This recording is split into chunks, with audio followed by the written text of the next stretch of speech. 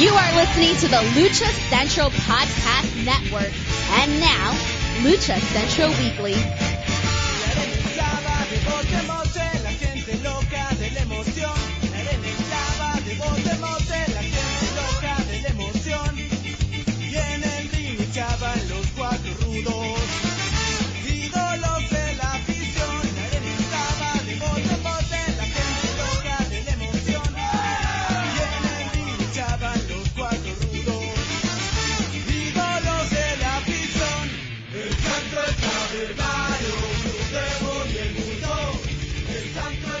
Hello and welcome to another edition of the Lucha Central Weekly Podcast. This is the podcast part of the Lucha Podcast, luchacentral.com. This podcast and others from the network on all major podcast streaming to Spotify, Google Cast, Speak, more. I'm Miranda Morales, the co-host of the Lucha Central Weekly Podcast, and it is my pleasure to bring in my two co-hosts. Introducing first, he is the dashing one, Mr. Dusty Murphy. Dusty, how's it going today? It's going fantastic. How's it going for you, Miranda? It is going very, very well. I am very excited for this week's show. Some big news coming out. I'm not going to spoil it, but also if you're not living under a rock, you also probably have an idea about what we're going to talk about. But I will say no more. Because in order to do this, we have to do this with the third member of our team, and that's who? Who? It's the one and only Brendan Barr. Hey, how we doing? Doing great. Doing good. Did I spoil too much? Did I say too much? No, I think I did.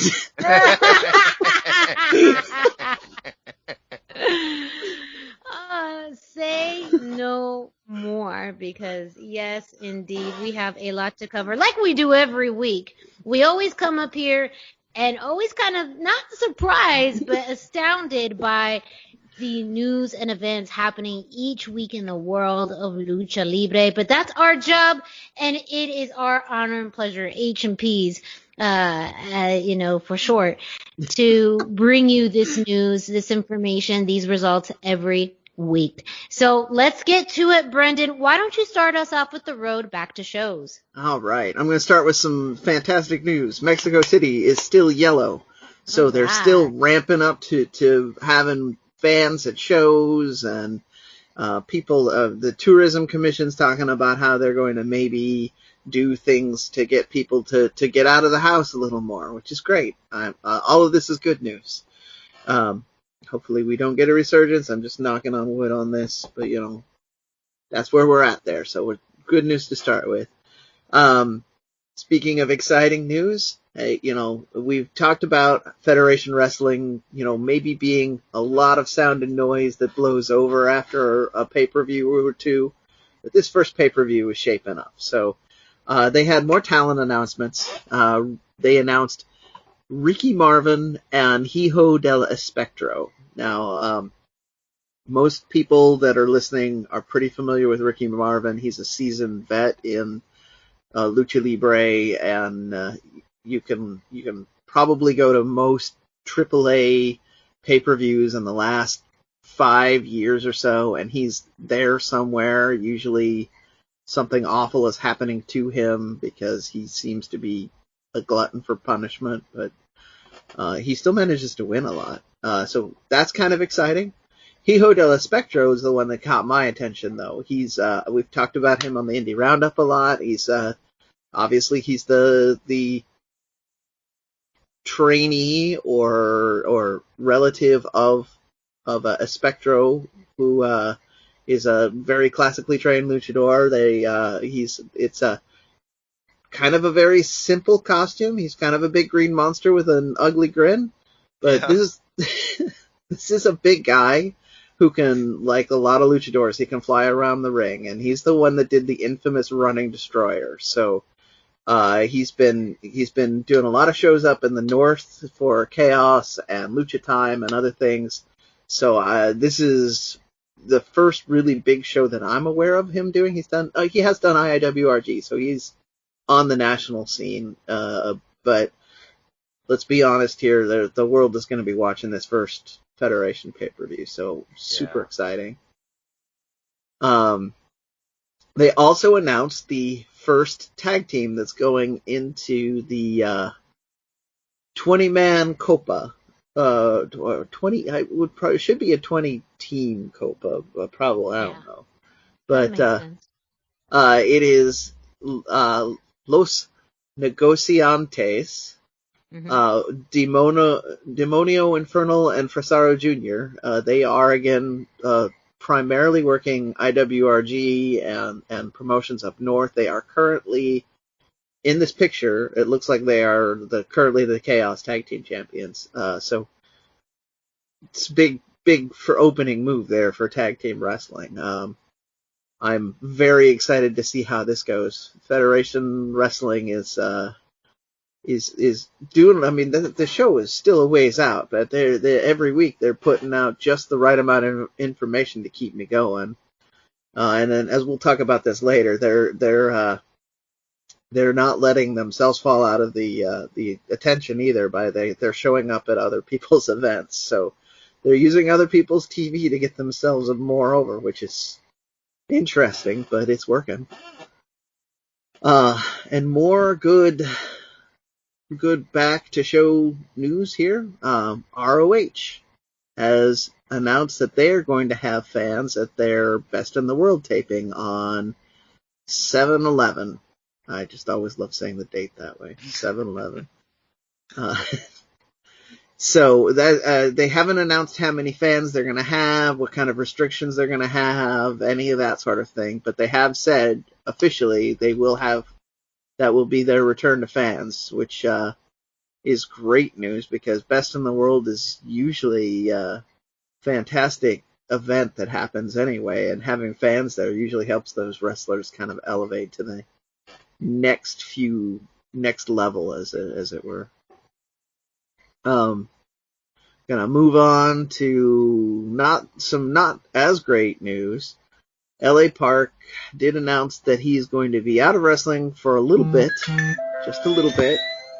He's got what they're calling as pneumonia. So it's not anything else. It's not anything scarier, although pneumonia is still pretty bad. But I mean, it's LA Park. He probably would punch pneumonia if he could.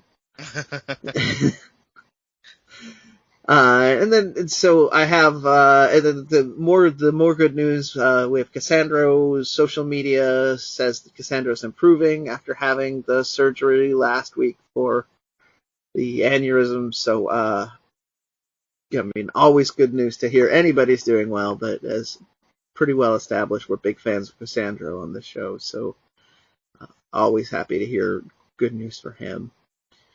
And then I'm going to close out the road back to shows with kind of an interesting story that takes a bit of a turn.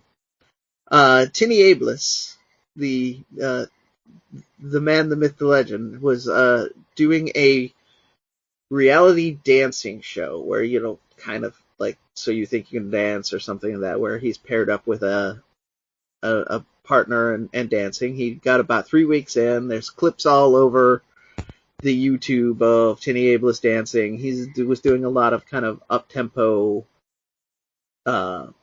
popular sort of looking dance and doing pretty well with it.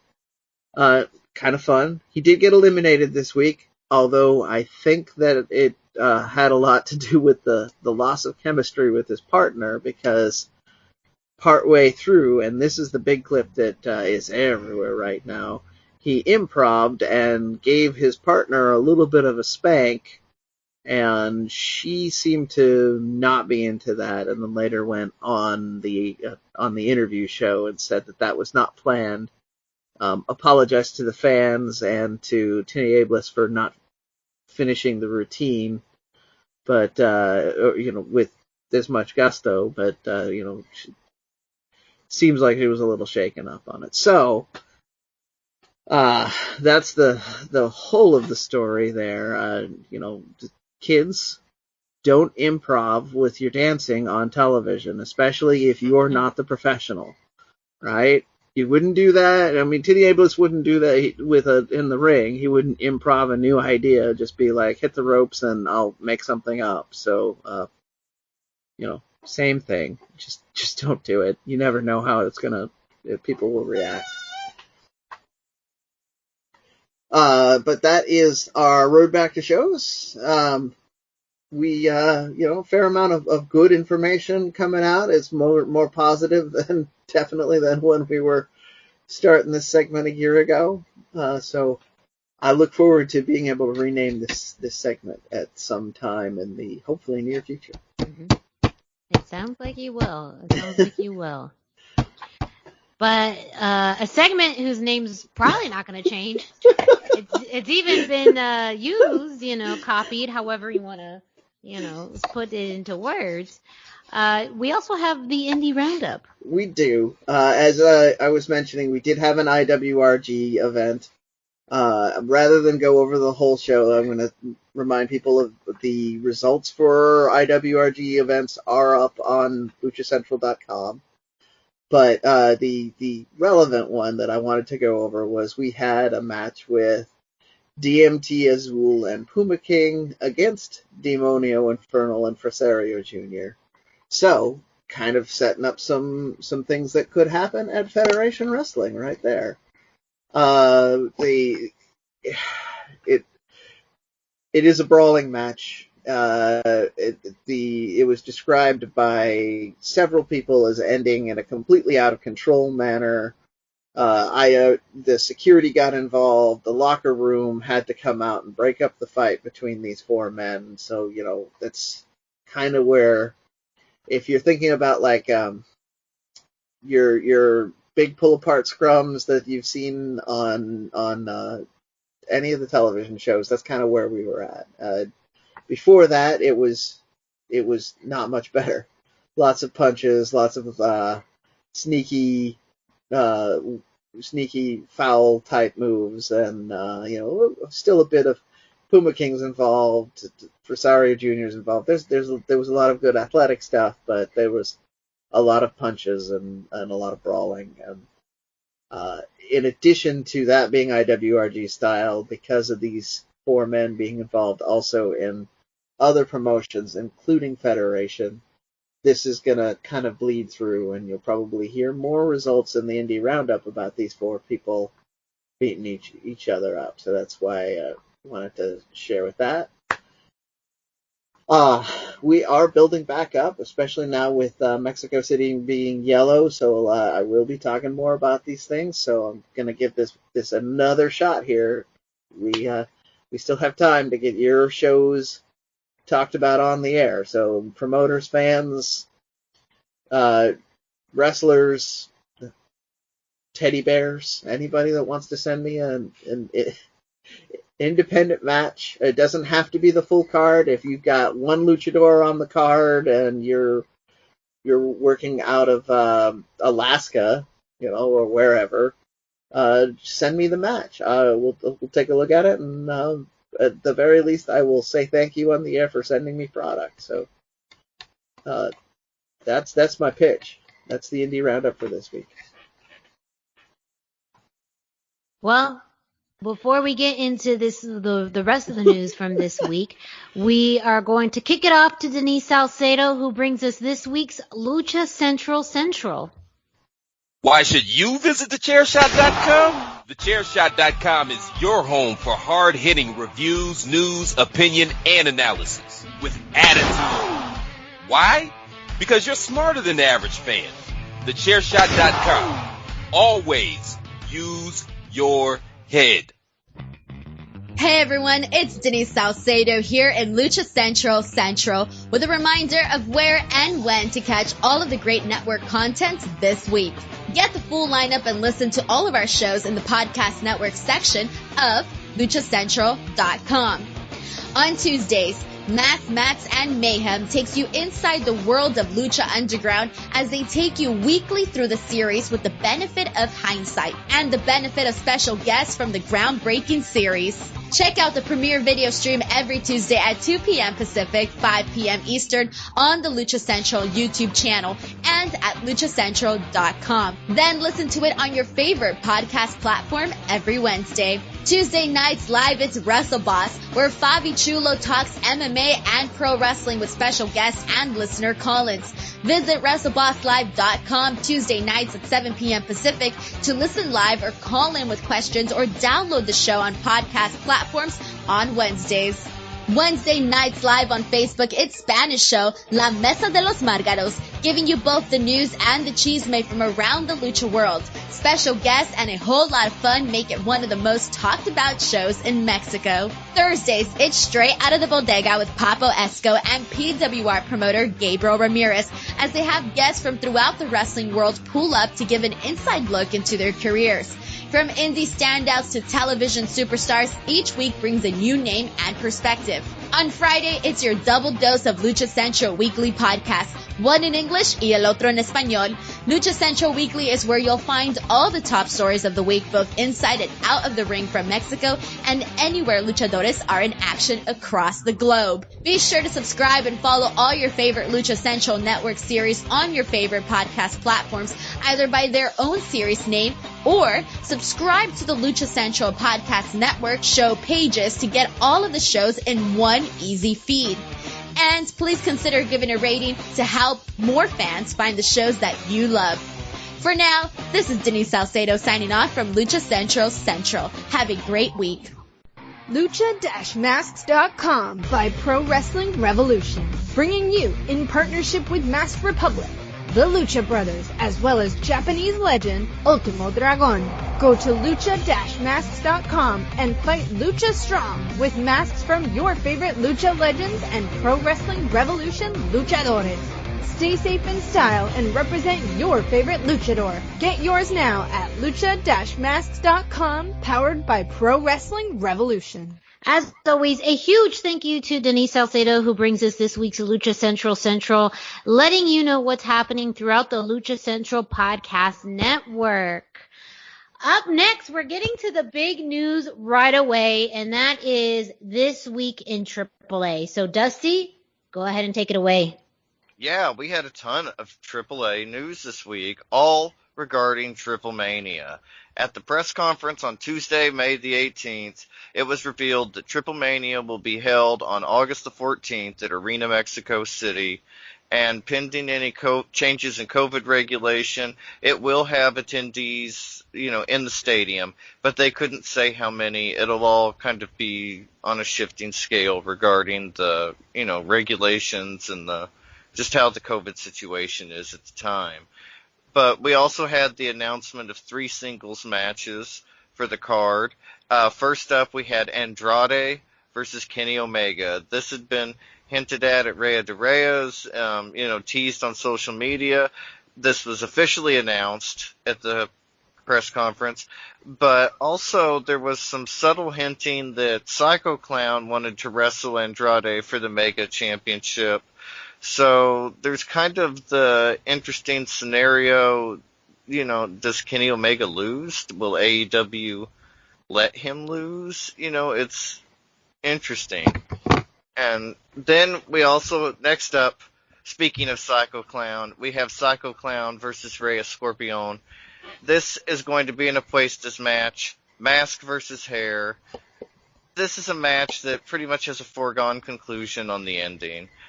I don't know that anybody sees Psycho Clown losing his mask at this juncture in his career, especially not to Rey Escorpion.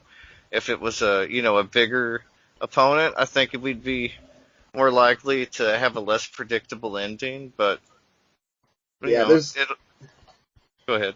No, there's the weirdness is that because of where he's at, it's only going to be predictable one way or the other, because he'll lose if he goes in there in a Apuestas match against Blue Demon, but right. Otherwise he's probably going to come out on top of most of these at this point. Yeah. That's I very mean, fair. and Rey Scorpion kind of advertised himself into this match, which is interesting, and I kind of admire that. Like, he just kept promoting it on social media until it actually happened, and Hey, good for so him. Yeah, anything. yeah, so Yeah, sometimes that's how it works. Is the Yeah. power of self promotion. Well, a lot more luchadors are doing this. So, like, when I'm picking out stories for the Road Back to Shows and Indie Roundup, there's always, every week, there's a story about somebody on social media is trying to start a thing. I mean, we talked about Dr. Wagner a couple of weeks ago trying to start a thing with Bad Bunny on social media. They are very good about believing in themselves and trying to find that way to get somebody invested in doing the match they want to do. That's L.A. Park and Dr. Wagner for years have been trying to get an Apuestas match between the two of them just by social media and sometimes being in the same arena at the same time. So somebody will put up the money for it someday. I hope so. It'll be an exciting match.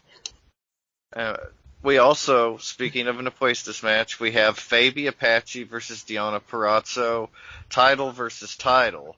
And it was actually stipulated to be title versus title, not Deonna versus Fabi Apache, meaning that whoever holds the titles at that time will wrestle, which I thought was interesting, but maybe it's just to make a more legitimate feel for the match. I just thought it was a strange thing to include. But we'll see how that goes. It's like I say, interesting. And then the other thing that nobody thought to ask, no reporter asked, was international viewing for TripleMania. Yeah. So, I mean, and given everything that we know about the lawsuit between Lucha Libre, FMV, and AAA, like, do you think there's any way this is resolved by August so that it can be seen at least in America, if not internationally? Probably I mean, like, this is their not. biggest show of the year, and I mean, like, Well, but it doesn't make them as much money on social media as it would And otherwise. you have, more U.S. based wrestlers on the show too. So, Absolutely. I mean, there's already now a foregone interest from U.S. wrestling fans to watch this show.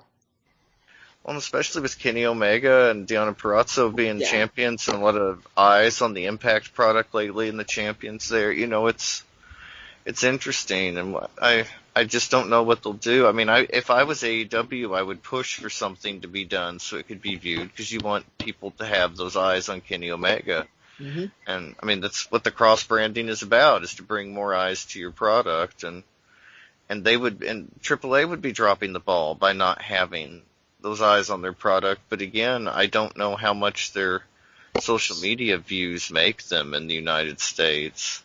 Yeah, I mean, you can pretty much assume they don't. Like, people like us will watch their social media pretty regularly, but it's not going to spike up. It's going to be pretty much the same normal people. I did want to point out, though, that Conan was very confident 3 weeks ago that by now we would be able to see Rey de Reyes in America. So it sounds like they're working on something, some sort of workaround. Now, I haven't found any official announcement of Rey de Reyes being available through official channels, and I can't support piracy in my house, so I don't know about that. But Yeah.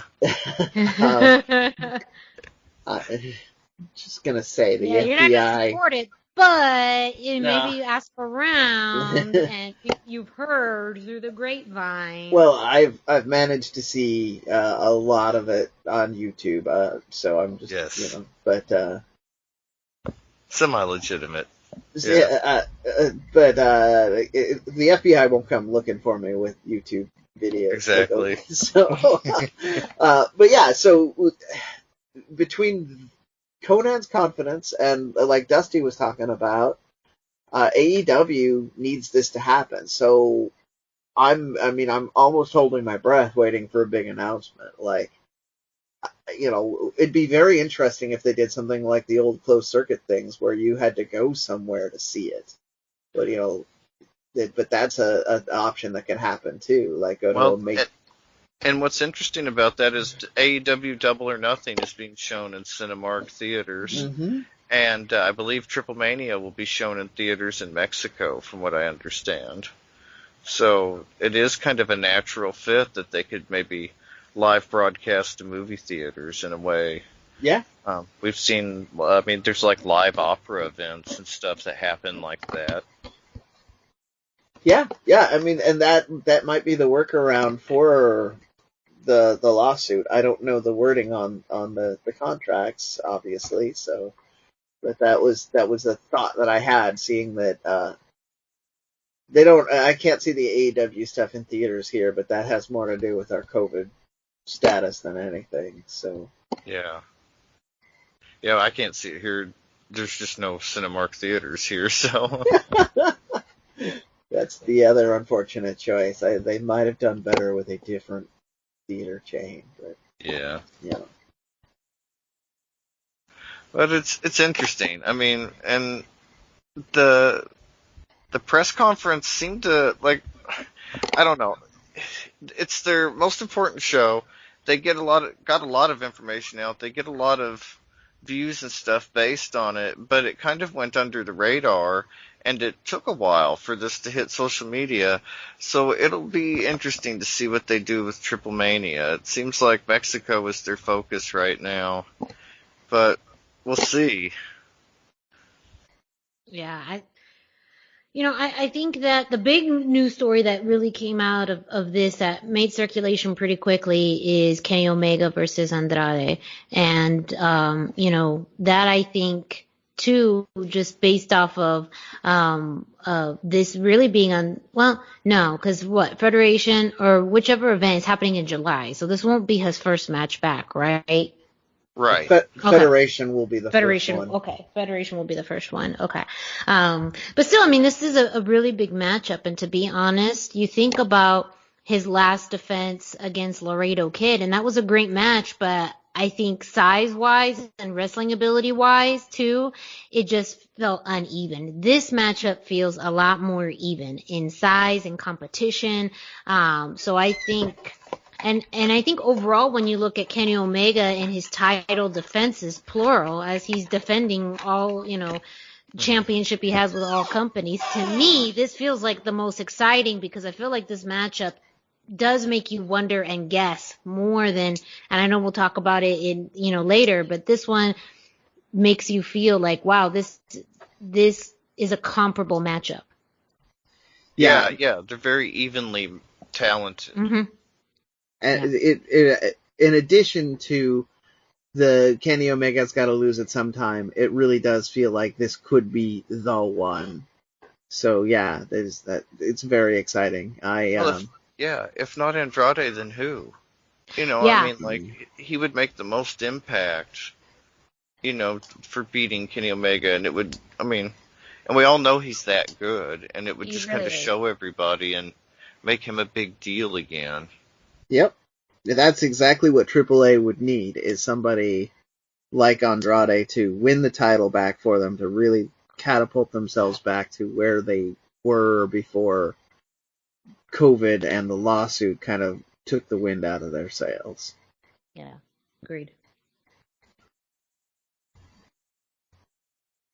But it also, I mean, jumping to also the Fabi Apache and Diana Perazzo match, that one, I mean, my guess is also leaning to, Diana, if we do have Fabi and Diana, and that's also a really good point, Dusty, the way that they talked about it made it seem that in between now and August, they may have, on either side have new champions. I doubt on Impact's side that they'll change the title, but it seems maybe possible that someone else in AAA may become Reina de Reina's champion, but it's hard for me to believe that that Diana's going to lose this, that then the Impact Knockouts Championship will end up in AAA. This one too, kind of talk about foregone conclusions. It's a leaning more towards, Deanna winning this. And I'm curious then if we actually see the Reina de Reinas championship on television, because that was something with Taya that was acknowledged, but we never saw on television, was the Reina de Reinas championship. We saw it every once in a while make an appearance, especially when they were in Mexico, but that was it. So, this could be the one way that Impact really then seizes an opportunity and then is able to bring a championship into their company, whereas, their champions, as of at least us up till today, you had Kenny being your Impact champion and Finn Juice being your tag champions. So you already had half of your championships lying with people who are not regularly with your company. Yeah, it would be important for them to retain that, and it would, I don't know, even if you count on the views from, say, New Japan or AEW with Kenny Omega, but, AAA can't be bringing that many views to Impact, especially if people in America can't see the program. Yes. And so, it's just kind of a foregone conclusion that whoever faces Deonna Purrazzo will not be the winner, but we can see. I like I said last time we were talking about this, I can see it possibly going the other way. It just relies on Impact, old habits. Impact being willing to take a bigger risk on a much bigger storyline. But even then, what's the benefit, I guess, of your Knockouts championship, your women's championship going to AAA?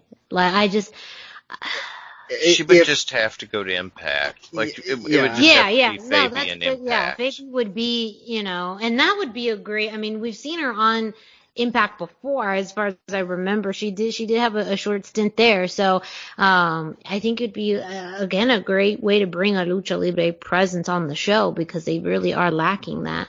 So that, I agree, that would be kind of the only way it would work for me. Yeah, and it would be more interesting. We have Kenny Omega as the Impact champion, but we hardly ever see him on. We hardly ever see him wrestle. So if we could have Fabi on, see her wrestle, on a weekly basis, especially, that would be incredible. Yeah. And so go ahead. I'm gonna go on a limb here. I don't think it will. If we're going to have a AAA champion win, I don't think it'll be Fabi or Fabi. I think she, from my understanding, she didn't have a great experience wrestling up here before, and she seems to be very mistrustful is kind of strong. She seems to be less than willing to trust American wrestlers by reputation. So I think if we have and that's why the wording here made me think maybe that's what they'll do. We'll have somebody else maybe win it from her in the interim, so that's not as big of an issue.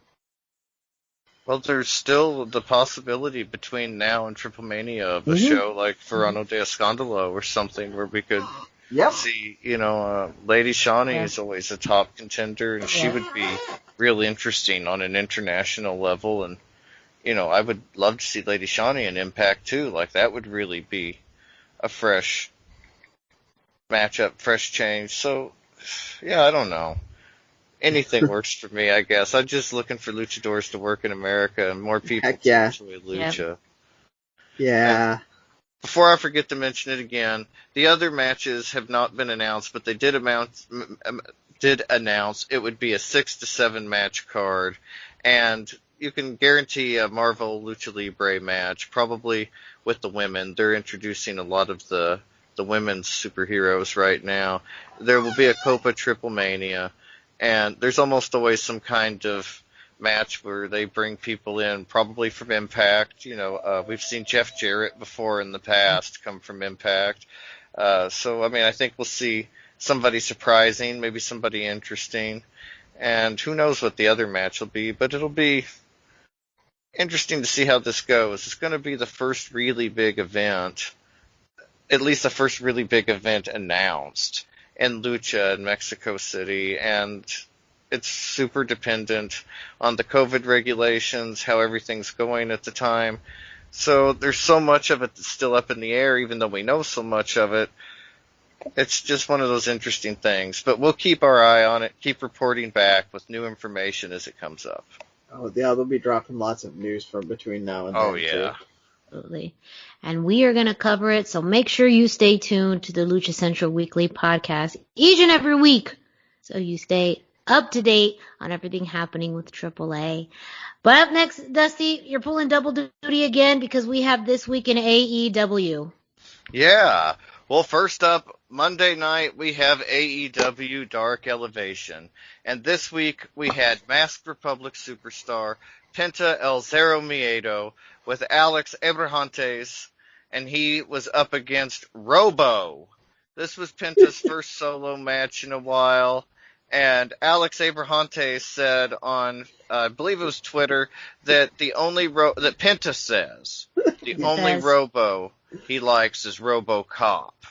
So, I mean, there was already that, and even though it was his first singles match in like 4 weeks, he was in top form. Penta easily dominated the match.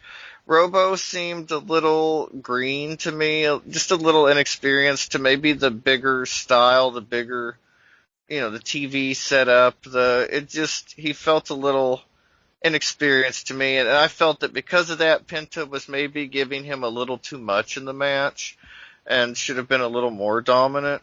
But it was a fun match. Robo had a good look. Putting him against somebody like Penta in his first match means that AEW must be seeing something that I missed. And Penta is so charismatic and so fluid and effortless that it could make anybody look inexperienced. So, who knows? It'll be interesting to see him going forward. And like I say, his placement against Pentagon means AEW is interested in him. So it'll be, interesting to see what happens going forward.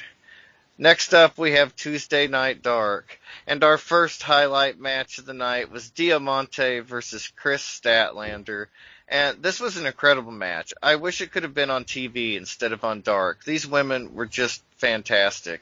It was kind of like a Hoss match for women. I found it really interesting and entertaining.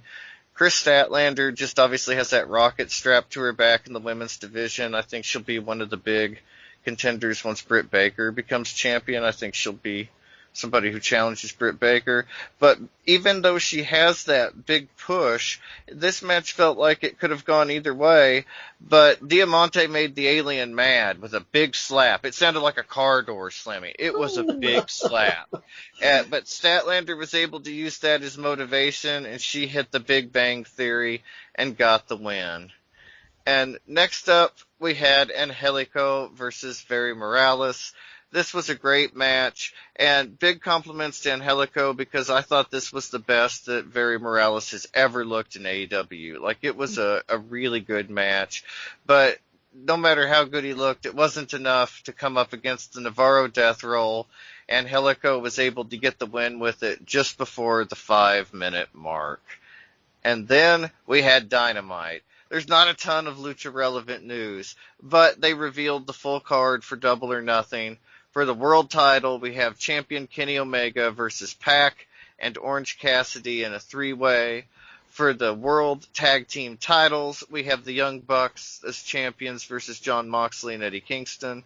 Women's world title, Hikaru Shida versus Britt Baker. TNT title, Miro versus Lance Archer.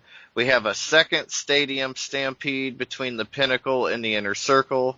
And then we also have Sting and Darby Allin versus Scorpio Sky and Ethan Page. And Hangman Adam Page versus Brian Cage. Now, I didn't mention Penta and Phoenix, if you noticed, because once again, they seem to be relegated to involvement only in the Casino Battle Royale. Penta is an announced participant, but interestingly, Phoenix is not. This is a disappointing turn. This happens every time they have a pay-per-view. Like, they're always stuck in the battle royal some way, either the tag team or the singles like this. But this time I feel, especially with Phoenix being left out, it may be based in Pac being in the main event, that we may see some kind of involvement from Phoenix, if not the Lucha Bros, through the Death Triangle faction. But we'll see. And then we had big news that broke this week that Dynamite will be moving to TBS in 2022. They renegotiated their deal. They got a 10-figure pay raise, I guess, payment to change networks. They will be having a new 1-hour Friday night show called Rampage, debuting on August the 13th at 10 p.m. Eastern, 9 p.m. Central. And although that was a really wise choice for AEW to lock down their spots before the new Warner Brothers merger, especially after what happened to WCW, do you guys think this spreads the product/talent too thin?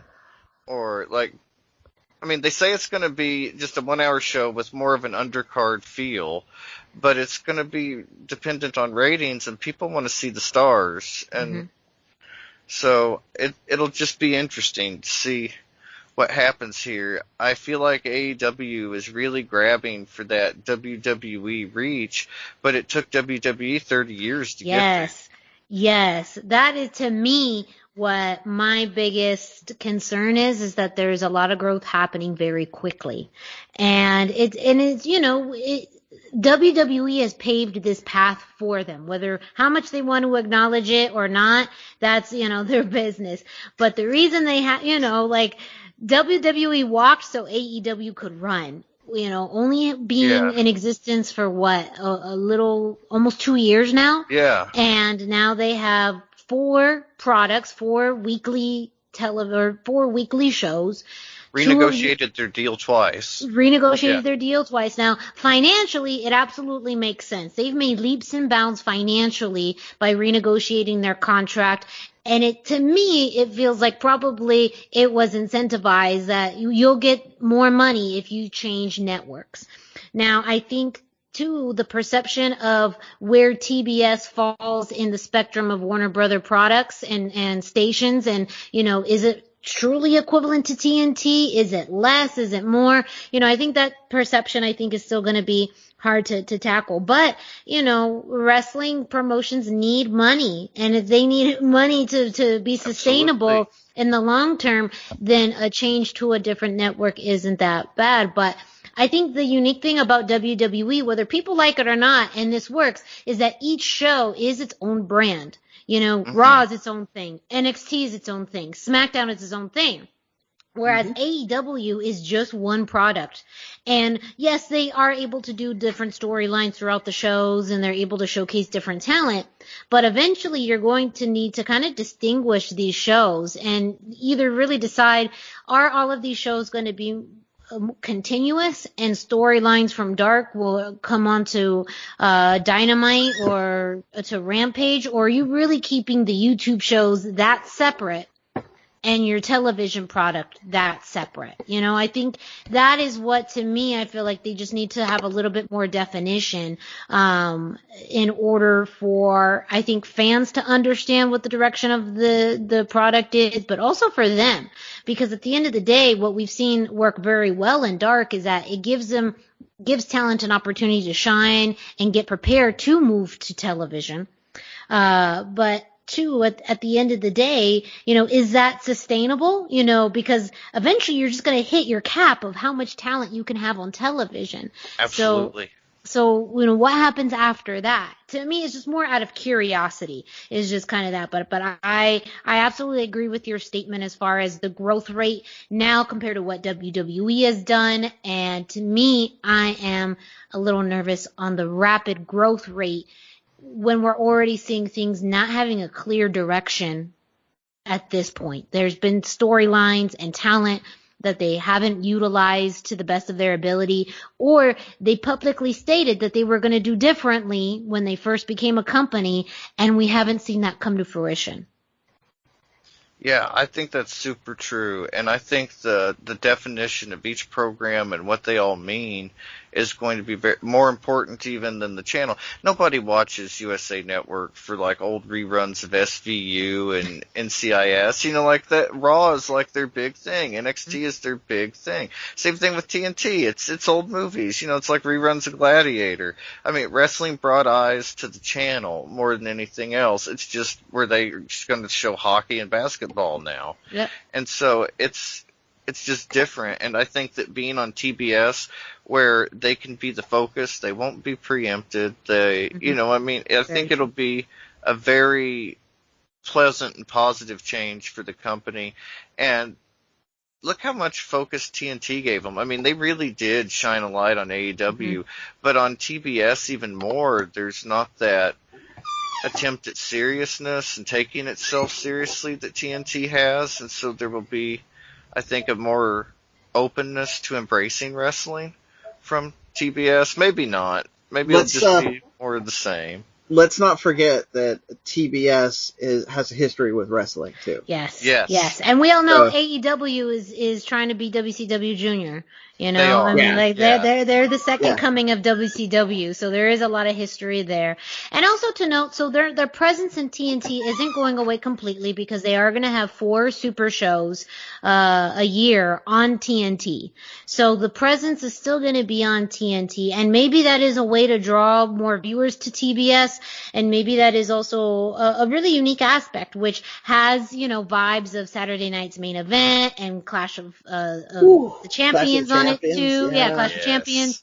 So, I mean, I feel like that too can be very interesting in the portfolio that AEW offers, and still have a presence on 2 networks, which is, that I think is going to be very smart, and I think will be good for, the company in general. But yeah, absolutely, Brendan, like, anyone who knows and has been able to see the writing on the wall that this has shades of WCW written all over it.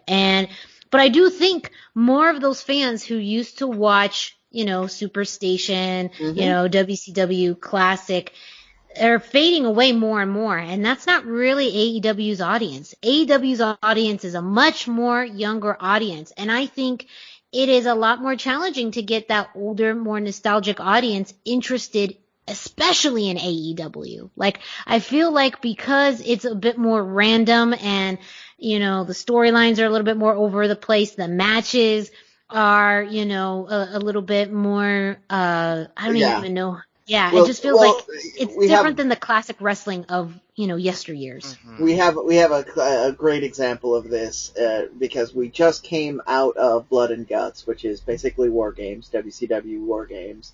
But the next clash between those 2 factions is going to be Stadium Stampede, which is not something a classic wrestling fan is going to get behind. Yeah. No.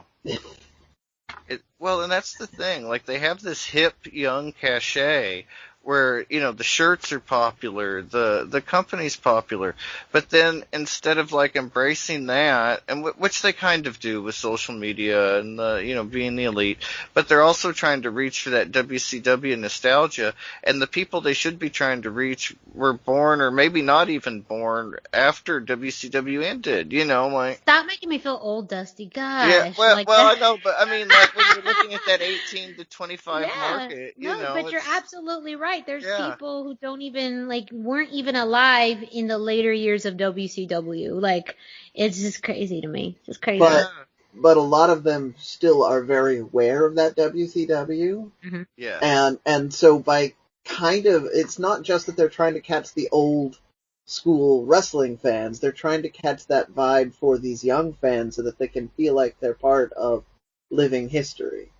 So, I mean, it's a weird... I mean, this is my assumptions based on the actions they've taken and things that they've done. But yeah, you could also just as easily say they're all over the place and can't decide what audience they're trying to court on each week. If you want to take a more cynical view, but I see that. You ain't wrong. Yeah, I think it's probably a little bit of both. Possibly so. A little bit of both. A little bit of both.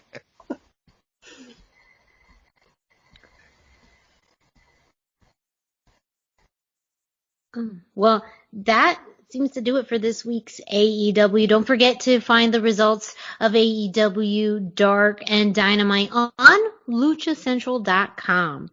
We do have a quick update for you on MLW. They aired their first episode day of the MLW Open Draft earlier today, which is Thursday as we're recording. And just a few interesting notes. One, and this is going to give my slow clap of the week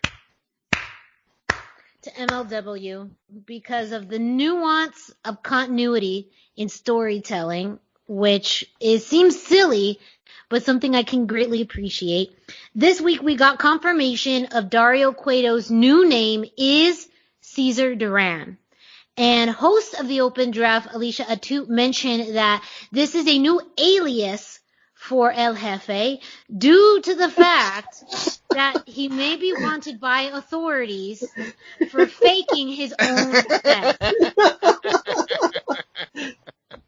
So that's how That's how you tighten up a storyline. That's how you wrap up a storyline from a show from years ago. Because that was something that people actively were wondering about. How are they going to address Dario Cueto died at the end of the last season of Lucha Underground? Well, here's how they did it. He faked his own death and he changed his name. Boom.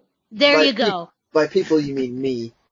Well, I mean, a lot of people did. Lots of people did, not just you. Brendan is part of that, so there you go. MLW wrapped that up in 2 minutes for you. Not even 2 minutes, 2 seconds. It's like one press release. Yeah. Yeah, he faked his death and has a new name. Mira, boom. Which actually is what I was expecting watching that in season 4. Like, he faked his death. Come on. Faked his death. And oh boy, did he fake it. So, slow clap of the week goes to MLW and tying up the Dario Cueto murder mystery that has been haunting us for years in just a few seconds. So now we can confirm he will be going by the name Cesar Duran. Also part of the Open Draft, and this may seem like the structure they're going to be following.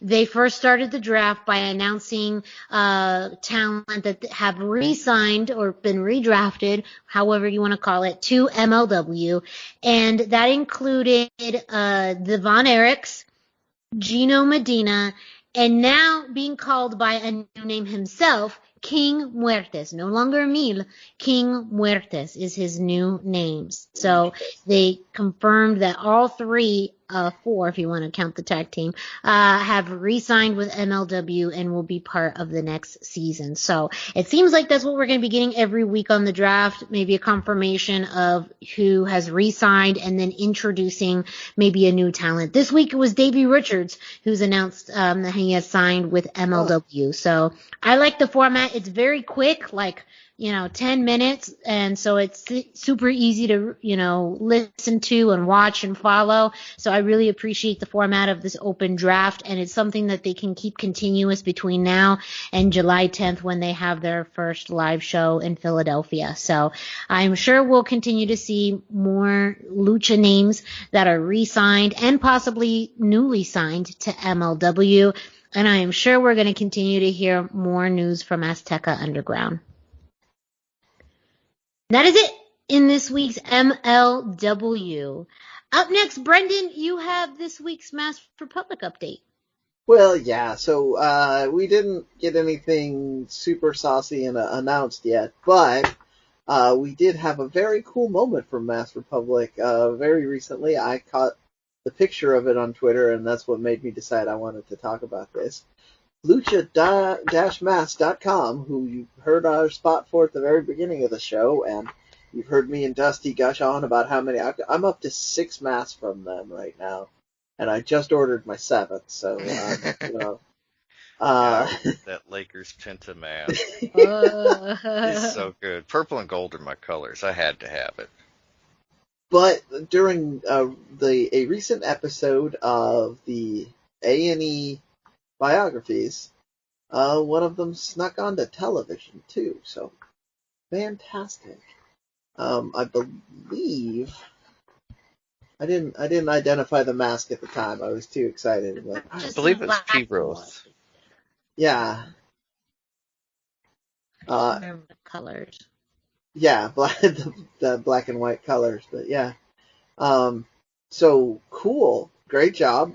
Congratulations to the people at Pro Wrestling Revolution, who are the driving force behind Lucha-Mass, for making it all the way through this with really one of the most recognizable like brands of mask out there. Every time I wear mine out, somebody comments on it, but more people are like identifying them now too. So like they saw the Blue Demon one in NASCAR, or they've seen a couple of other pro athletes have been wearing them in places. So it's kind of a big deal. If you haven't gotten a Lucha mask, you really, really, really should just get one for the memory of this wonderful time that we had in the 2020s here.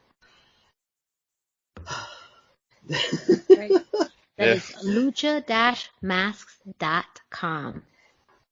They're always releasing new styles. These are, I'll just give you the full court press on this. These are always, they're using a mask maker from Mexico, and if it is for a known personality, that person gets some of the money. Otherwise, the school, Pro Wrestling Revolution, will get some of the money. So you are always supporting an artist, a wrestler, or a school. So, I mean, for usually no more than $30, unless you want to get the fancy jackets or something. They are fancy and they're really nice. Yeah, they're pretty cool. Lucha-mask.com. Go there. Love it. Live it. Or learn it, live it, love it. There you go. I think that's what it is. Up next, we have This Week in NXT, and pretty light on Lucha content, but a very interesting tag team match with Legado de Fantasma facing Tommaso Ciampa and Timothy Thatcher. And I was telling this to Brendan as we were prepping for this show, my first notes on this match is Legado de Fantasma in over their head. Because you have the grappler and catch wrestling style of Tommaso Ciampa and Timothy Thatcher, who, as you have seen this match, or as I'm about to describe, kind of that fast-paced in and out of the ring style Legado de Fantasma did not really go over in this match. Early on, Tommaso Ciampa chased Joaquin Wilde out of the ring, and Joaquin Wilde was trying to evade Tommaso Ciampa. Ciampa caught him and threw him into the chain link barricade. After that, Raul Mendoza got a pretty busted up nose by a running elbow from Tommaso Ciampa, but the referee cleared him to continue in the match. We had a great spot with a double ankle lock from Thatcher and Ciampa on Legado de Fantasma, but both of them were able to counter, rolling out. And then we had a spot, though, towards the end with the Grizzled Young Veterans coming out and hit Tommaso Ciampa on the apron. I want to say it was a power bomb or some kind of maneuver. I can't remember at this point. But got him onto the apron. This allowed for Legado de Fantasma to set up their finishing maneuver and win. So this is a pretty big win for Legado de Fantasma as they have their eyes set on the NXT Tag Team Championships.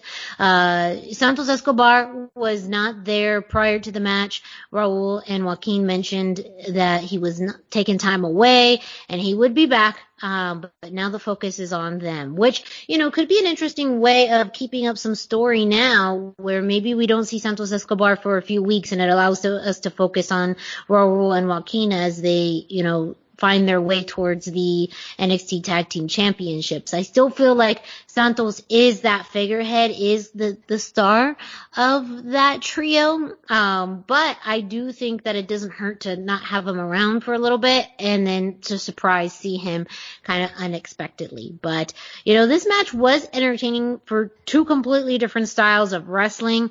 And again, especially during the beginning and the middle of the match, it really felt like Legado de Fantasma were in over their head, but they found that one opportunity towards the end with the distraction from the Grizzled Young Vets for the win. And then as far as what we'll see next week, we have a little bit more lucha content. One, we will have the debut of Frankie Monet next week on NXT. Has not been announced against who, but we are going to have what they should have been calling the premiere, the debut of Frankie Monet. We are also going to see Raquel Gonzalez and Dakota Kai team up to face Ember Moon and Shotzi Blackheart this week on TV. Raquel and Dakota mentioned that they are setting their sights on the NXT Women's Tag Team Championships to regain them after being the very first champions and losing them. So they will be facing the previous champions next week. And we are also going to get an NXT title match.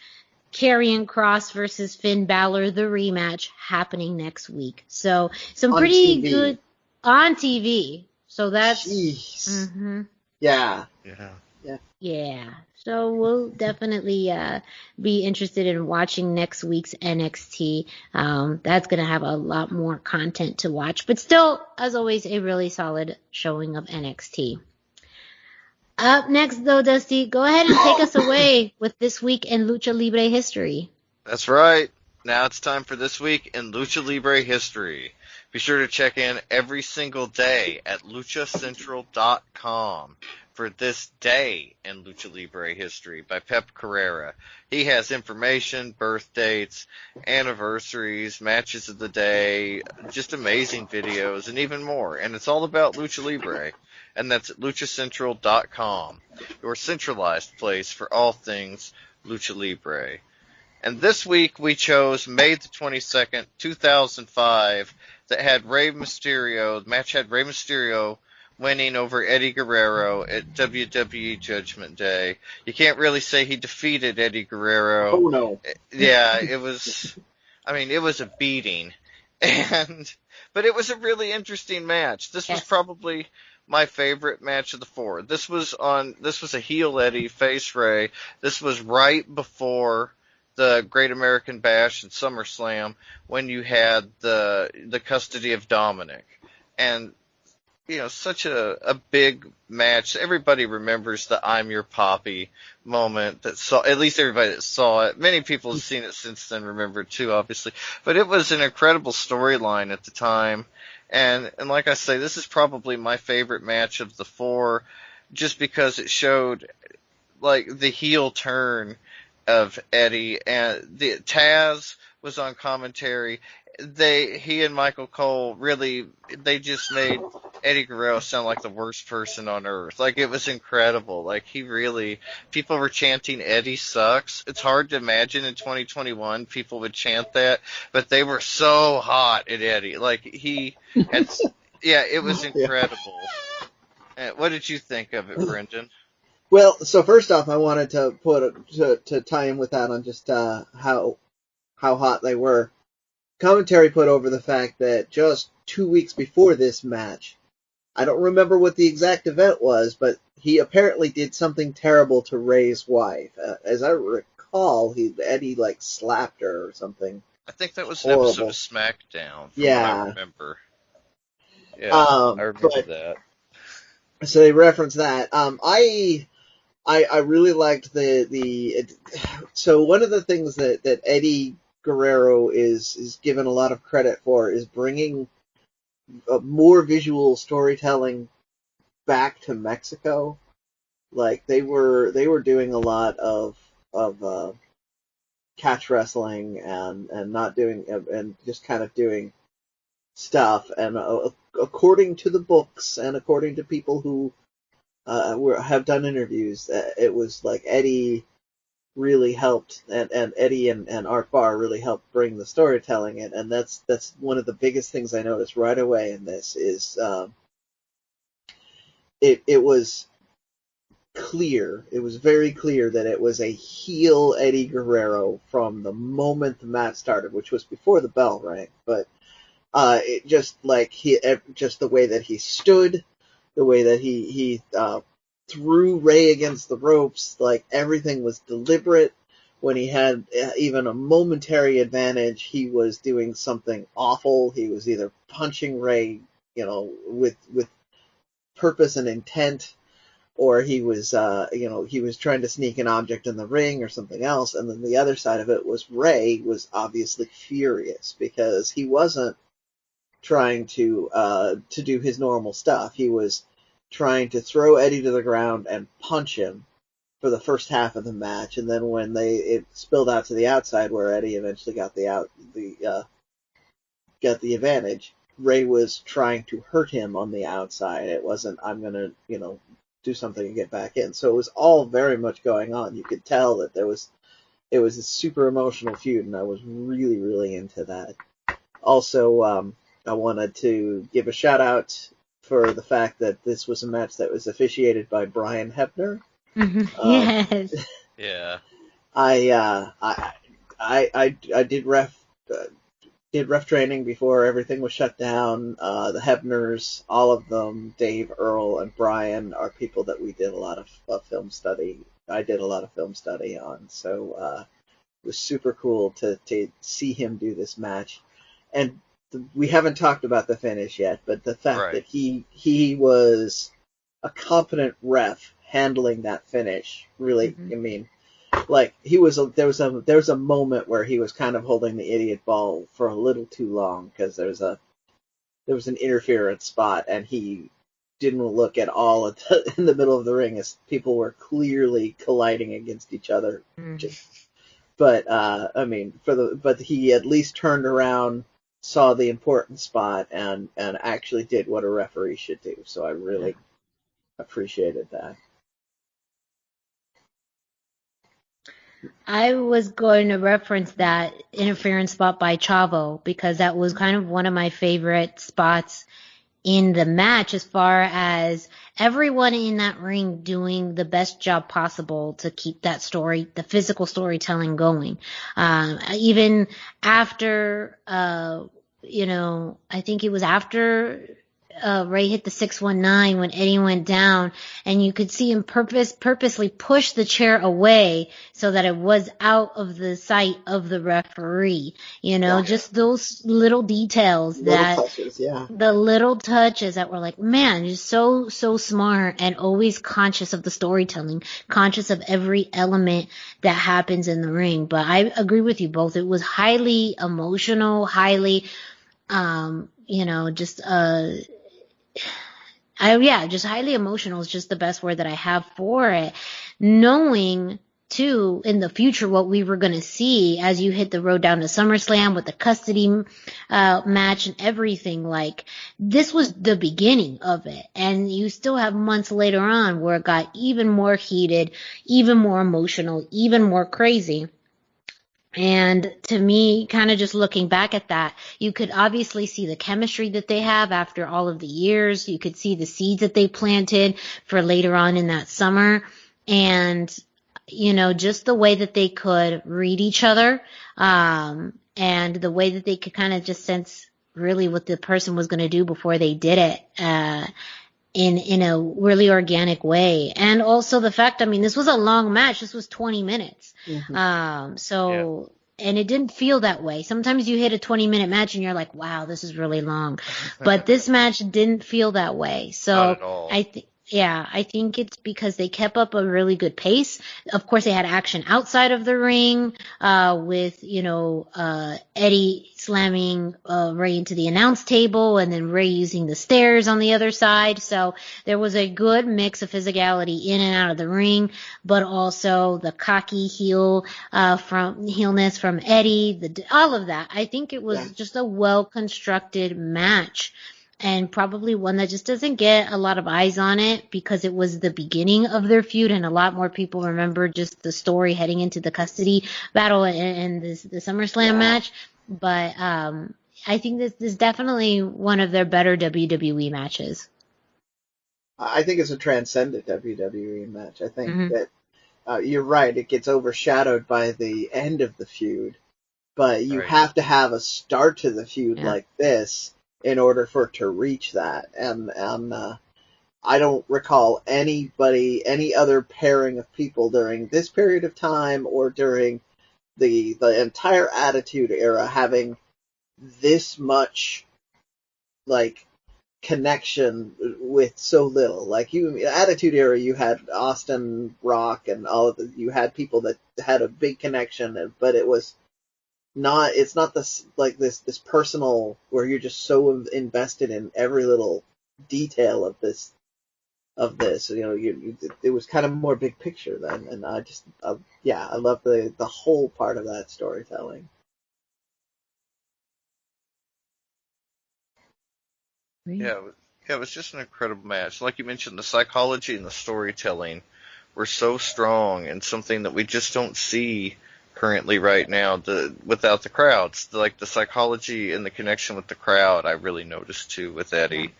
And it was just like you say, it transcended WWE. It was just a wonderful match.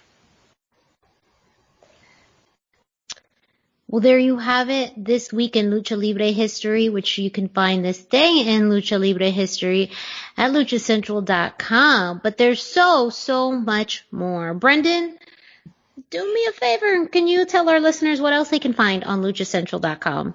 Let's do this. If you're listening to this and you haven't visited luchacentral.com, by gosh, it's time to do it. luchacentral.com is the online home for Lucha Libre, where you can get all of the top news in English and in Spanish. Find the best curated video content and original content not seen anywhere else. Find when Lucha Libre events would be happening in your area. Find photo galleries from top photographers covering Lucha Libre around the world. A place to have your voices heard, from weekly polls to annual awards, seen and read by the executives in all of the major Lucha Libre promotions across the globe. And my favorite part right, always, on top of all of this great content, it's free. luchacentral.com, your centralized place for all things Lucha Libre.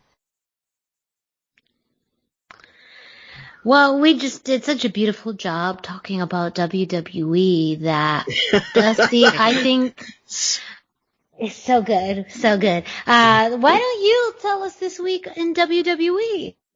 Yeah, well, first up, we had Friday Night SmackDown, and we had Rey Mysterio against Dolph Ziggler.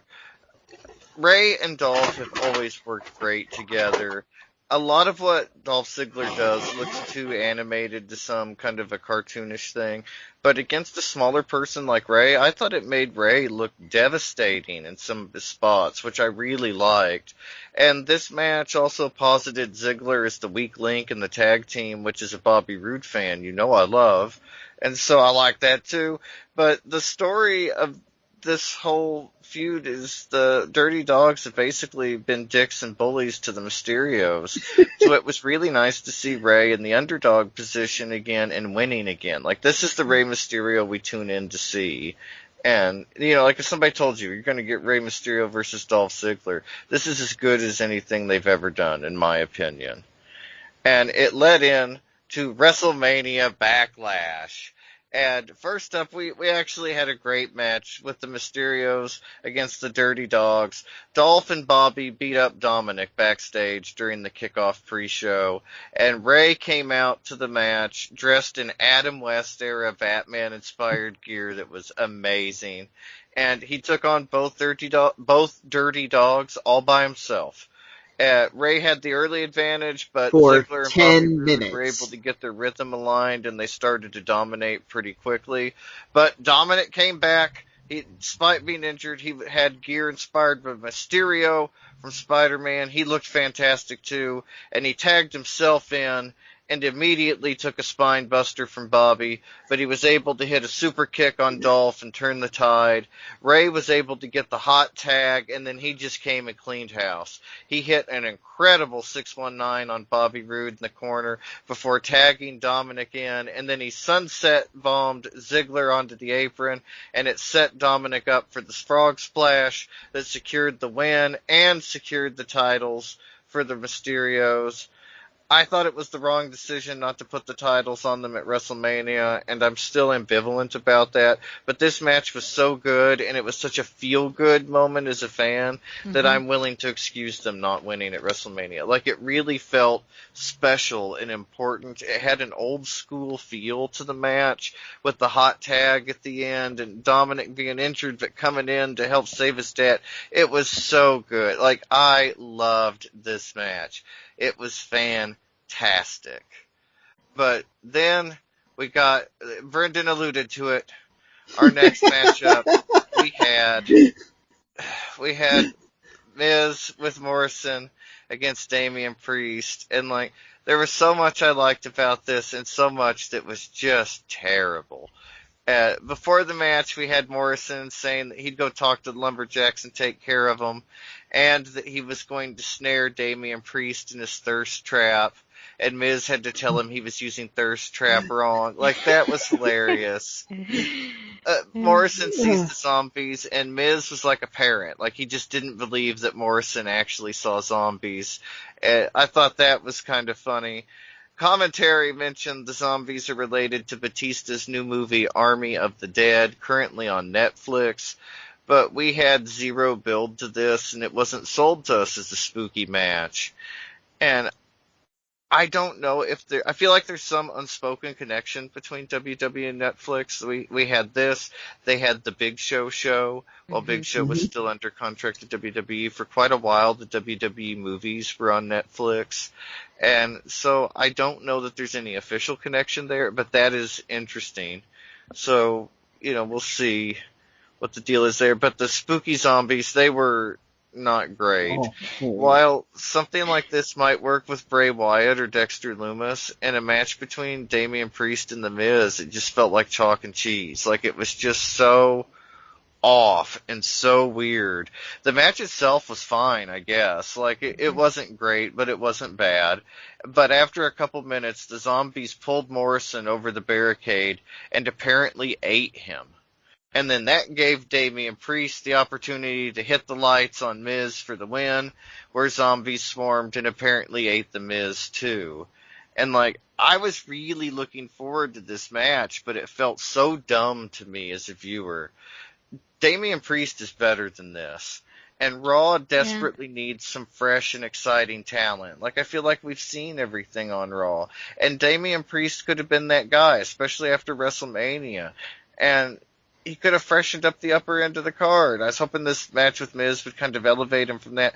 But I don't feel like this match did anything for him. It didn't do anything for Miz. It didn't do anything for Morrison. It injured the Miz. He wrecked his knee in this match, and he's going to be out for a while. So, I mean, I was not a fan of the zombies. They were in the background on the Thunderdome. When I first saw them, I thought, what are those dipshits doing? Like, pretending to be a zombie. Like, they don't even look tough. Like, it was just... Well, the makeup was pretty good. I mean, our only context of zombies in pro wrestling was the ECW zombie.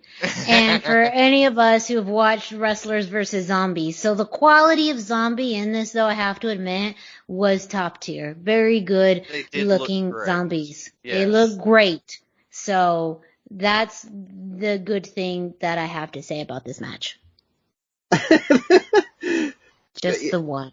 Yeah, so, I mean, you said it didn't do anything for Damian Priest. I disagree. I think it took away from Damian Priest, which is worse than not doing. Because he had a big buzz going around him after working with Bad Bunny. He's legitimately a presence in the ring. He's got a great voice. I mean, they need to write better for him, but he could read from the phone book, and somebody would probably be interested in hearing what he has to say. I mean, like, so they managed to pull away from all of that by having him in this match, and then he did his shoot my arrow thing because he's the Archer of Infamy. I don't know who came up with that, but he shot his arrow and the name of the movie appeared in the... Yeah. I mean, like that kind of damage to that particular, like, so now every time he shoots the arrow, does that shoot the arrow thing because he's the Archer of Infamy, people are going to see that stupidity in their heads, and that's just, yeah. I mean, look, wrestling fans, to our credit, have a very short memory. So I feel only sometimes. I feel like as much as there's a lot of, complaints around this, I feel like everyone in this match can bounce back. I don't think this is the nail in the coffin. It's not the nail in the coffin for sure, right? Yeah, it's not the nail in the coffin, but I absolutely agree that this could have been done differently.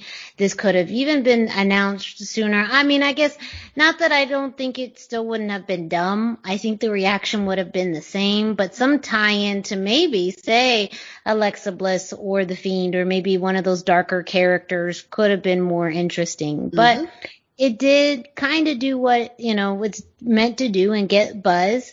Everyone's been talking about it. Which maybe that's just really at the end of the day what it was. And to the Miz's credit, anything dealing with Hollywood, I always automatically think of the Miz. That is anything dealing with celebrity, Hollywood, movies, I think of the Miz. Not only just of his presence, but he is the type of person who can, make anything related to Hollywood and entertainment entertaining. So, those are kind of me trying to make chicken salad out of chicken shit. But, at the end of the day, it really didn't make a whole lot of sense to do it. But, so I don't know. Hopefully they got money out of it. Like I don't know. I don't know. They had to have gotten money out of it. So I did want to tie this around too, because I mentioned this when we were talking about it. It is very traditional in Lucha Libre. Like CMLL has an event every year for Day of the Dead, where where spirits drag the losers off into the underworld, and gods appear on stage and say, "These are my champions wrestling." So like they have this supernatural stuff as a regular. Zombies are a regular. The luchador movies. I'm quite sure that Santo and Mil Mascaras and all of those people fought zombies numerous times. I mean, I mostly see mummies and vampires, but that's my preference. Yeah. But so there is a big Lucha Libre tradition. I don't want to make it sound like that's one of the reasons we wanted to talk about this. Yes. I don't want to make it sound like we are against zombies. But the big thing was that it came out of nowhere and it didn't service the match in any usable way. Like,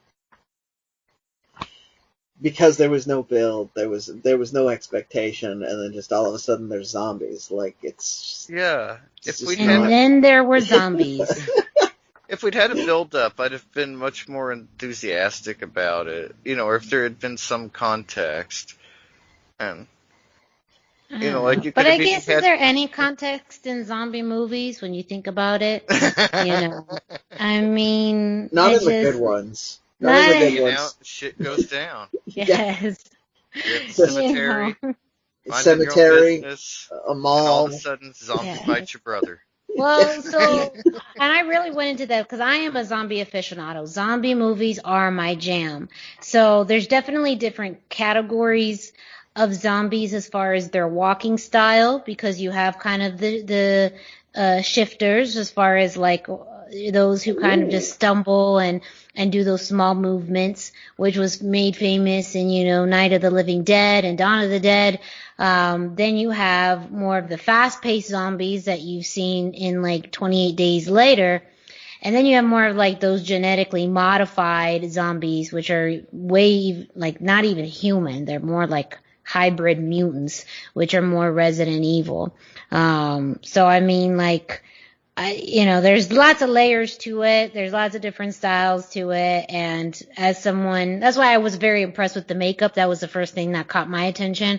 But that was also the only thing I could say nice about it was that. So, there's layers to it. But, To your point, Brendan, like it's worked. Like Lucha Libre and entertainment and movies have had a relationship for the longest time. It started in Mexico, but I think the difference is that they didn't bring it into the ring. There was always a line dividing it, and even when there was some context in the ring, it made sense. You mentioned Dexter Lumis. This year's Halloween Havoc is a good example of zombies in a wrestling ring, and it made sense and it worked really well. So I think there's also that too of a recent example of them using zombies, and it worked, and then they do this, and you're like, but you actually just did that, and it worked really well in NXT, which is also maybe the case of like everything in NXT is done way better than anything on the main roster. I don't know. There's lots of things to it. The other major reason, in my opinion, the zombies worked in NXT, not just because of the brand, though, is that was the concession going into this, into the whole pay-per-view was these are going to be matches with spooky twists and things that you don't see the rest of the year. So zombies fit right in with the demons that were running around, the flames, the Shotzi's Wheel of Terror or whatever, I like the Wheel of Terror. It's good. It was, but that's my point though. All of it was building on each other, and all of that made it fun. And you had one of the best WWE style matches on either side of that match of this zombie match. Like you had a great. You had a great tag team match before it, and you had a great championship match after it, and then you had that in the middle. So like, there's no buy-in for it. You're not watching the Mysterios win the tag team championship and thinking, gosh, I wonder if we're going to see zombies in 5 minutes. It's just not even. Yeah, very true. Very true. And we also don't want to forget Monday Night Raw. Mm-hmm. We had Angel Garza defeating Drew Gulak. We saw a couple of weeks ago when Garza threatened to shove the rose up Gulak's ass, and then he made good on it.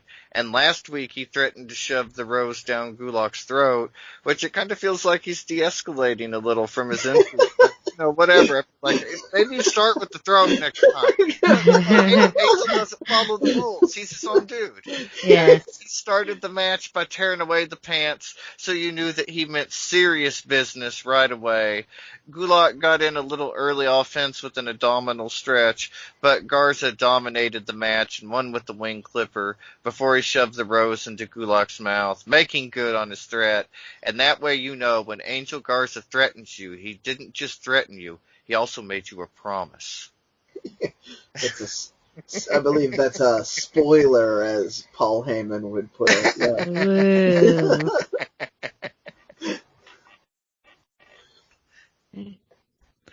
Well, don't forget the results for WWE Raw and SmackDown can be found on luchacentral.com. Up next, we have a brief update on CMLL. So the iPay-per-view is coming up. We have the full card. I just wanted to go over that, maybe get a little bit of the hype train going here. So we've got Guerrero Maya Jr. versus Virus in a lightning match, which if you don't know what a lightning match looks like, I think they did one on Lucha Underground, but I can't confirm that. I couldn't confirm that ahead of time. They're going to go for 15 minutes. It's like an Iron Man match, only faster.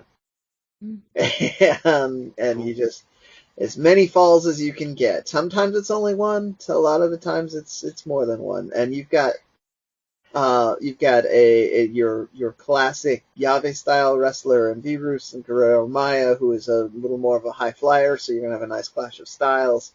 Should be very interesting. This is one of the most exciting matches on the card for me. So,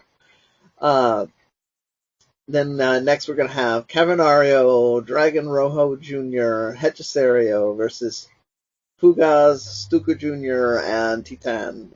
This is a classic trios match with two kind of classic CML teams. Then we'll have Atlantis and Atlantis Jr. versus Flyer and Volador Jr. and Gran Guerrero and Ultimo Guerrero. So it's a 3 tag team match. You've got a lot of history in here. This is going to be an interesting one. You've got a lot of these older wrestlers teamed up with kind of a younger wrestler, or with the exception of the Guerreros, where it's 2 wily vets. So, yeah. Oh, I'm sorry. This was my page cut off. I missed this. This is the Copa. So you've got more than that. You've got, so let's start over again. Atlantis and Atlantis Jr., Flyer and Volador Jr., Gran Guerrero, Ultimo Guerrero, Cuatrero and Sanson, Espiritu Negro and Rey Kameda,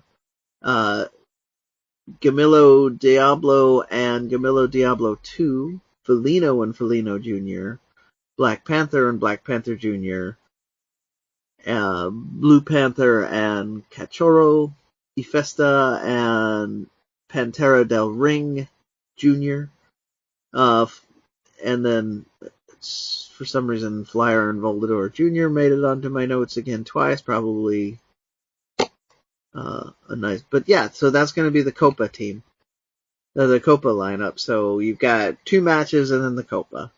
It is an iPay-per-view with no video on demand options, so go on to Ticketmaster Mexico, get the tickets, watch this. Should be next Friday, or a week from when this show is launching. And that's our CML update. Right. And of course, last but not least, we have Impact Wrestling. This past Saturday, we had Under Siege, an Impact Plus exclusive event, and a few Lucha-related matches, Lucha-adjacent. I'm going to stretch a little bit, but still some really interesting matches on this card. First, we had Brian Myers versus Black Taurus, with Brian Myers getting the win with, I didn't know that this was the title of his finishing maneuver, but it's kind of brilliant, called the roster cut. Stand for Brian Myers. Why do I keep on liking you so much? But Black Taurus actually had the advantage during the beginning of the match with his strength and speed as always. However, there was a point where there was a distraction with Brian Myers attacking Crazy Steve, and that caused kind of a hiccup in which Brian Myers was able to change the shift of power in the match. And so with that, Brian Myers won. I don't think a huge loss for Black Taurus. He's still doing well with Decay, but still kind of as a Lucha fan, disappointing to always ever see Black Taurus with a loss, but actually a great way to start the show. We also had a number 1 contenders tag team match, Ace Austin and Madman Fulton versus Team Triple XL versus Rohit Raju and Shira versus TJP and PD Williams. Ace Austin and Madman Fulton won this match. We didn't get to see TJP with the Mamba Splash, but he had a great partnership with PD Williams. Kind of an interesting partnership with PD Williams, where again, they're both in that very dynamic, high-flying role, and not so much PD Williams, but TJP. But you had lots of different, competitors and wrestling styles in this match. But the end result happened when Madman Fulton kind of did his own iteration of the end of days on Larry D, and then Ace Austin got an elevated splash off of his partner, pinning Larry D to win, and they became the number 1 contenders for the tag team championships. Up next, we had W. Morrissey versus Willie Mack. And, of course, you got some Willie Mack actually using a lot more of his brawling style in this match compared to kind of his speed and his agility, though that did play a role in this match. Towards the end of the match, he had a beautiful flying clothesline, but at the end of the day, of course, Morrissey with that big boot and getting the win. And he was about really to attack Willie Mack. However, Rich Swann came out for the save, and we haven't seen Rich Swann since his loss to Kenny Omega. So this allowed, and in the end, for us to be reintroduced to Rich Swann. And again, W. Morrissey is really their big monster now, so it makes sense for him to have that win. But Willie Mack hasn't had much of a winning streak since last year, so he's been playing a great supporting role. Maybe we'll see Willie Mack and Rich Swann team up to face W. Morrissey. Who knows? But kind of disappointing again that Lucha Libre presence not coming out with a win during the show. We also had kind of a surprise in the 6-man tag match with Kenny Omega and the Good Brothers versus Eddie Edwards and Finn Juice, with Eddie Edwards and Finn Juice winning. This came when Finn Juice was actually Juice came in towards the end, hitting the Unprettier, taking out Kenny Omega, and then Eddie Edwards hit the Boston Knee Party on Carl Anderson and got the pin. So that was kind of a surprise, knowing the way that the Good Brothers and Kenny Omega have been pretty dominant over the past few months, that they didn't get the win. But it shows some dissension that they've been teasing for quite a while between Kenny Omega and the Good Brothers. And then finally, you had the number one contender world championship match, a six-way between, six-way. Sorry, I had to count. Six-way match between Sami Callihan, Moose, Matt Cardona, Trey Miguel, Chris Bay, and Chris Sabin. This match ended just about at least what a lot of people thought, with Moose gaining the win. He won by picking up the pinfall against Chris Sabin. He did 2 big chop blocks and lights out to win the match. But overall, this was definitely such a dynamic match with everyone in there. I highly recommend anyone to watch this match, because I think that because of the competitors in here, of course, the different styles, what was at stake here, it definitely was, I think, the best match of the night. So, and that does also mean that we do now have a new number one contender for Kenny Omega in Moose, which I think a lot of fans would argue is who they felt should have originally faced Kenny Omega at Rebellion. That would have been a much more entertaining matchup, one in which, you could kind of see more high stakes happening. But nonetheless, you have Moose setting up a match between Moose and Kenny Omega. I don't remember the exact show that's happening at. It's happening one soon. But I believe it's going to be before Slammiversary. So we will see. And there seems to be a little bit of a shift of Moose. As much as he's been a heel, he's really been pulling about bringing the Impact title home. So it's almost a face turn slightly. Which I think is actually good for Moose. And he stated that he wants to win the world championship before his contract ends in June. So that's also why it seems like we're getting this match before Slammiversary, because this is a Slammiversary level type of match. However, it does, maybe they're playing on the fact that Moose's contract is ending soon. So they're going to have the match likely before his contract ends, or maybe like very shortly after. And one thing to note about this week in Impact now, again, this is not Lucha related news, but it's a kind of interesting news, that we had, the number one contenders match for the tag team titles happen. Ace Austin and Madman Fulton won the chance, to face Finn Juice this week on television.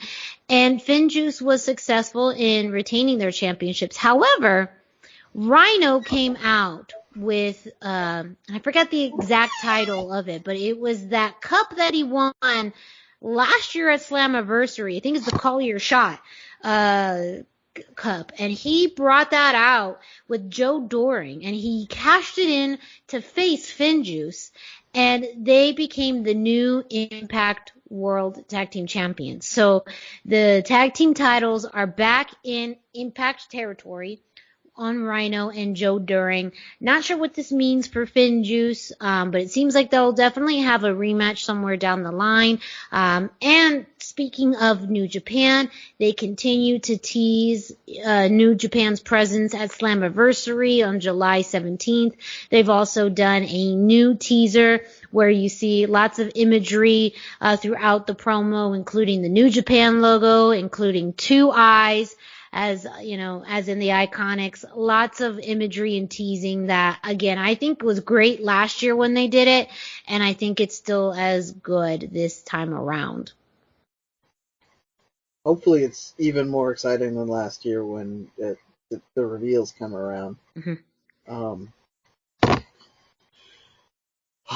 I know you mentioned the 2 eyes. The Iconics would be an interesting build for them, but Yeah. I think that's just my selfishness coming in, because they actually have a women's tag division. Yep. So they could easily take Knockouts tag team belts, and I feel like they could really strengthen the Knockouts division as a team and individually. And their humor just works very well with the cheesiness of Impact. Like, I mean, they could do it in AEW, but I feel like they're going to have much more airtime, and like they'll blend in seamlessly at Impact. So it's just me being selfish thinking that, they would do it. No, I mean, who knows? Yeah. I'm just on the thing because I think they're such a hot, good act that there's just going to be demand for them all over the place. Yeah. So but you're absolutely right. They have a women's tag division, so that would be the best fit overall, in my opinion, because AEW doesn't have a lot of women's tag teams right now, and the indies are the indies, so. Yeah, and you just want some stability. And the pay-per-view that we're going to see, Moose versus Moose versus Kenny Omega, is Against All Odds on June 12th. So that's a few weeks. I believe Moose's contract ends on June 18th. I don't know why that's coming to mind, but I want to say that's right before his contract ends, and that's what he said, So very fitting that this happens at Against All Odds. And then, of course, Slammiversary on July 17th. So a very interesting next few months for Impact. Indeed, yeah. And that's it for this week's episode of the Lucha Central Weekly podcast. Thank you so much for listening. We hope you enjoyed the show. Don't forget to check out luchacentral.com, your centralized place for all things Lucha Libre. And you can follow Lucha Central on social media at Lucha Central on Instagram and Facebook, and at Lucha Central.com on Twitter. You can check out Lucha Central's YouTube page that has lots of awesome content, including interviews and matches and lots of awesome videos that you're not going to find anywhere else. So if you want to go down a Lucha rabbit hole, do that on Lucha Central's YouTube page. While you're at it, go ahead and follow us on social media. Dusty, where can our listeners find you? I am on Facebook at facebook.com/Dusty Murphy, and I am on Instagram at Dusty Murphy. And Brendan, where can our listeners find you? I am on all the platforms. It's 321, the numbers, 321, and then T-shirt guy. So 321 T-shirt guy. I'm on Facebook. I am on Instagram, and I'm all over the Twitters. Okay. And me, Miranda Morales, you can find me at the #Miranda on Instagram and Facebook. If you are listening to this through one of our podcast streaming platforms like iTunes, Spotify, Google Play, iHeartRadio, Speaker, and whatnot, go ahead and subscribe, rate, and review. Subscribe to get notifications every time a new episode of the Lucha Central Weekly podcast drops. You can leave us a 5-star rating and leave us a review. Let us know your thoughts on the show. Let us know what kind of topics you'd like us to cover in the future. Let us know your thoughts on what we talked about this week, and let us know if there's things you wish that we could talk about or things that you don't want to hear us talk about. I don't know. You know, we're open to the feedback. We've been doing this thing now for over a year, and we're always open to feedback and how to change things up. But you know what? In the meantime, we're just going to keep on doing what we're doing until we hear otherwise. So with that, join us next week for another edition of the Lucha Central Weekly podcast. You know, we bring it to you every single week, and especially as this summer's starting to heat up, you know we're going to bring you the news that you need to know with AAA, AEW, MLW, AEW, again and again, WWE, Impact, CMLL, and much, much more. Also, if you are an independent wrestling promotion or fan or wrestler, don't forget to reach out to Brendan Barr, 321 T-shirt guy, and you could possibly be featured in a future edition of the Indie Roundup. For Dusty Murphy and Brendan Barr, I'm Miranda Morales. Thank you so much for listening, and we will be back next week. Respetable público, lucharán a 2 de 3